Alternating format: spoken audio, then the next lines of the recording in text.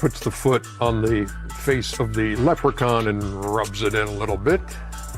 As the nets left the floor, our net jersey, and that came pretty darn close. 2 inches to the right, brother. And police cuffed him. Look at that little punk ass. Just take him downstairs. Like as much as we try to forget about it, like we're all human. Like as much, as great as Kai and Kevin and myself and our team is, like we're humans. We know how these people here are in Boston. Glad we got the W. Hopefully we don't got to come back here this year. So just trying to get home to my wife and my kids. What's going on, guys? ダンクマンよしです。というわけで今回はこのネッツとセルティックスのプレーオフ第4戦、またしても今回はファンとカイリーの間でトラブルがあったということで、今回はその点について KD、ハーデン、そしてもちろんカイリーの言葉を通して見ていく感じです。そして自分のチャンネルも気づけばあと1000人で5万人まで来ました。なので今回ももしお気に入りから来てまだ登録してない方がいたらチャンネル登録してくれると嬉しいです。それでは本題です。最近はこのようなファンのトラブルが多発してるということで、ちょっと前はこのウィザーズのウエストブルックに対してシクサーズファンが現地でポップコーンを彼に対して振りかけたと。そしてこの男は当時アリーナから逃走したらしいんですが、後々見つかって永久追放、そして彼が持っていたシーズンチケットも剥奪になったそうです。そしてこのアトランタホークスのトレイ・ヤングに対してもね、ニューヨークニックスのファンが唾を吐いたということで、このファンも特定されて永久追放となりました。そしてまた別のケースではユタジャズとグリズリーズのプレーオフにて、そのユタで観戦していたジャンモラントのお父さんに対して現地のジャズのファンがひどいことを言ったと。そしてもちろんこれらの3人のファンも永久追放となったそうです。そして今回はカイリー・アービングに対して、今回彼は数年前までプレーしていたボストンセルティックスのアリーナで試合をしていました。ですがこの試合自体はあっけなく、ネッツが141対126でセルティックスを倒すと。ちなみにこの日ビッグ3はケビン・デュラントが42得点、カイリー・アービングが39得点、そしてジェームス・ハーデンは23得点、18アシストでした。そしてまず事の経緯を説明すると、試合後にカイリー・アービングがコートの中心に行って、このボストンセルティックスの顔のロゴの部分を足で拭くような動作を見せます。そしてこの後、チームのロッカールームに続くトンネルに向かっているカイリー・アービングに対して、あるファンがペットボトルを投げつけると。当然この男はこの後、ボストン警察に取り押さえられて逮捕されたと。そしてもちろんこのアリーナからも永久追放と、こんな感じだったのですが、まずはこれについての選手の言葉を見ていきましょう。It's really unacceptable. Like these fans should come in and boo or cheer or do whatever they got to do. But just, throwing things and the disrespectful language and it's ridiculous at this point. I don't know. There's some got to be enforced, with the NBA as far as fans. Like somebody has to be made an example. I don't think just banning fans, from the arena is good enough, because continuous. You see, different arenas, fans continue to do it. So, something has to be put in place. We know how these people here are in Boston. And we know how passionate they are about Kyrie in particular. And they still upset at him. And that's no reason for them to act childish, but we don't need to speak on that. We know what it is already coming in here.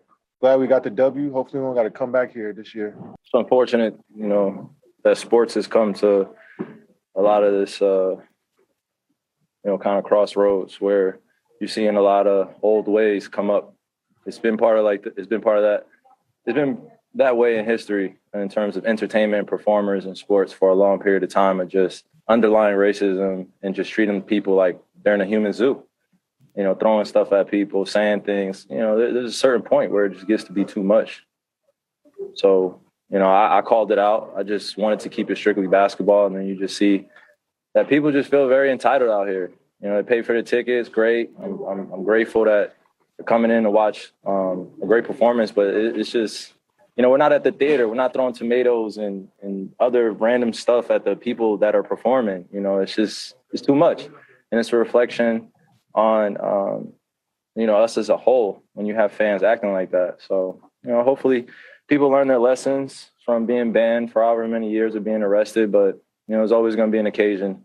So. と選手は明らかに怒ってる感じで、でもこれ自分の考えを言わせてもらうと、まず最初にカイリー・アービングのロゴを踏みつける行為、あれはもう一言で言うと必要のない行為だったと。なんやろ、よっぽど何かしらのセルティックスに対する思いがあったんだと思うんですけど、やはりあれだけ大勢の人が見てて、テレビ中継もされてる中で、その見てる人、特にセルティックスファンの気持ちをあまりにも考えてなかったと。だからカイリーのこの行為に関しては良くなかったと思います。だけどだからといってファンが彼に対して物を投げていいという理由にはならないわけで、そのセルティックスファンのイラッとする気持ちはすごくわかりますよ。その自分が応援してるチームから急に出て行って、そして敵として戻ってきたと思ったらチームのロゴを踏みつけてると。それはイラッとするけど、それでもその選手に対してペットボトルを投げることが正当化される理由にはならないわけで、だけど個人的にはこの前トレイ・ヤングとウエストブルック、そしてジャンモラントの件があって、みんな永久追放を食らって、これらがこの犯罪の抑止になるんじゃないかなって思ってたんですけど、そうはいかなかったと。だからこの部分に関しては自分もハーデンに賛成で、その各アリーナの永久追放プラスアルファ何かもっと重いペナルティみたいなものを加えた方がいいかと思います。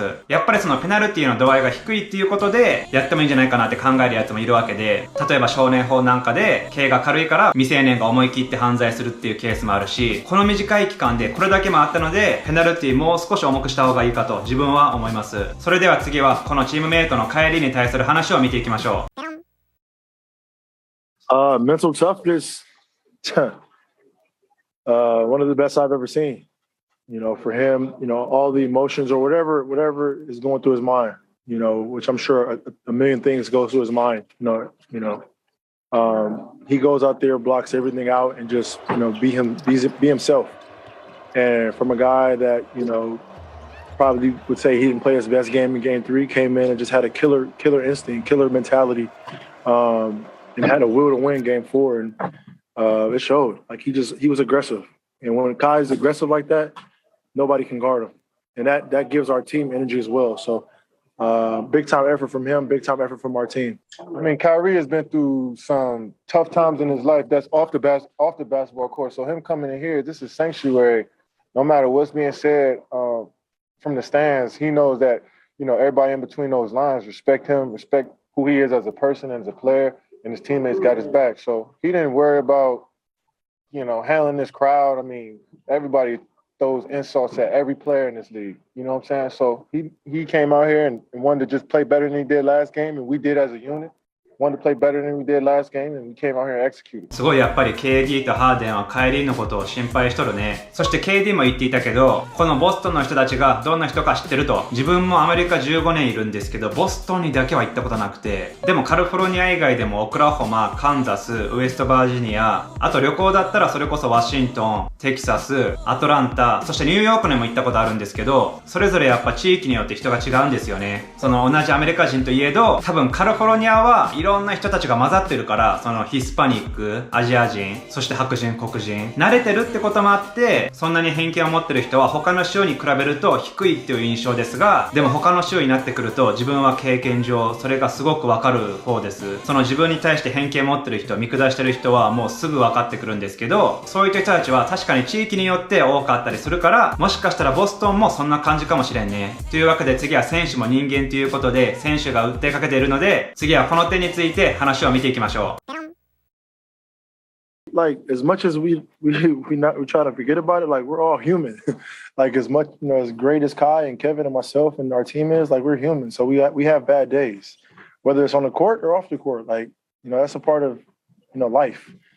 But we try not to compound bad days, and that's what didn't happen. Like we had a bad day, or it wasn't our best day, and then we try to bounce back and be better and be great the next day, and that's all we can ask from each other. And tonight was great. I mean, fans got to grow up at some point. I know that being in the house for a year and a half with the pandemic, got a lot of people on edge, got a lot of people stressed out. But when you come to these games, you got to realize, man, these men are human. We're not animals. We're not in a circus. You coming to the game is not all about you as a fan. So have some respect for the game, have some respect for these human beings, and have some respect for yourself. Your mother wouldn't be proud of you throwing water bottles at basketball players or spitting on players or tossing popcorn. So grow the fuck up and enjoy the game. It's bigger than you. Well, we keep saying things like we're human, but we don't get treated like we have rights when we're out there at times, and people feel entitled to go and do things like that. You know, we claim that we care about each other as human beings, but you know, we just call things out before they happen, like I did the other day. And like I'm telling people, just keep it basketball. And then you have things that happen at the Garden. You know, you got things happening in Utah, and you know, there's a lot of history there of things happening. So just do your research. I would say to everybody, and hopefully the respect of the game is kept at a high level moving forward. That's what I hope. やっぱりそのあまりにも一般人とかけ離れてるから一種のゲームのキャラクターみたいに感じてて、なおかつその周りにもたくさん人がいてセキュリティもいて守られているっていう勘違いからこの人たちはこういった行動をしてるのかと思います。これに対しては芸能人に対しての SNS での誹謗中傷も同じで、これに対してはもっと立ちが悪くて顔も見せなくていいし名前も出す必要ないからみんな好き放題そのストレスの発散みたいな感じでやってる印象なんですけど、この芸能人含め NBA 選手も同じ人間だと、嫌なことを言われたら傷つくし、ポップコーンやペットボトルを投げられたら人間だから当然怒ると。というわけで次は最後にこの件についてのカイリー・アービングの気持ちを見ていきましょう。Yeah, I think each one of us have our own individual experiences, but as a black man playing in the NBA, you know, dealing with a lot of this stuff is fairly difficult, you know, because you never know when it can happen or what's going to happen at the end of the game or before the game. So banning fans, I get the objective, but at the same time, it doesn't stop people from running on the court. I've had situations in Cleveland where people have run on the court. You know, I've had situations so often throughout my career where, you know, we don't really talk about it because we want to be mentally tough. We want to be tough-minded. We don't want to be called soft or, you know, we're not man enough to deal with boos. And, you know, fans never block my shot. So I'm not worried about that type of physical you know, type of violence. It's just, you know, when they start doing things that are just out of character, you know, just getting belligerently drunk. And, you know, that's just what sports is. You mix drunk people out in the crowd that are cheering for their team. You know, you have some fans that are there to watch the quality of the game. And then you have a mix of in between. And then you got this intermixing. And then now we don't know who's who. But like I said, I just want to move on from this, man. You know, I've dealt with it as a player here as a Celtic of different things, and now being an opponent again. You know, I just want to move on. So, well, like I said, I've been in some hostile environments where a lot of things have been said to me, a lot of things have been done to my teammates, or I've experienced some type of subtle racism that I'm referring to. You know, where it's just underlying throughout the game. You know, the things that they're saying is not necessarily about talent or gifts. It's just more or less about moms or what you look like, or they're calling you out of your name. And like I said, you know, I joined this sport because I loved it. And inevitably, you know, you're going to have opposing fans do things that are going to help their team win. You know, they love being involved. I don't want to take away that nature. It's just when you feel disrespected as a person, man or woman, and someone calls you out your name or does something like that, it doesn't make you feel good. And then when you react, and we had times in history where people have reacted and gone in the crowd, then we're wrong. And we need to be civilized, and we need to keep our calm, and we need to keep our cool, and then it's reflected on us. So, you know, like I said, just want to keep it upfront and truthful. And it's just, you know, unacceptable for that stuff to be happening. But we move on. So these actions, like I said, are historically relative. You know, when you think about just where we've come as a sport, you know, it used to happen back in the day. A lot of older players went through it.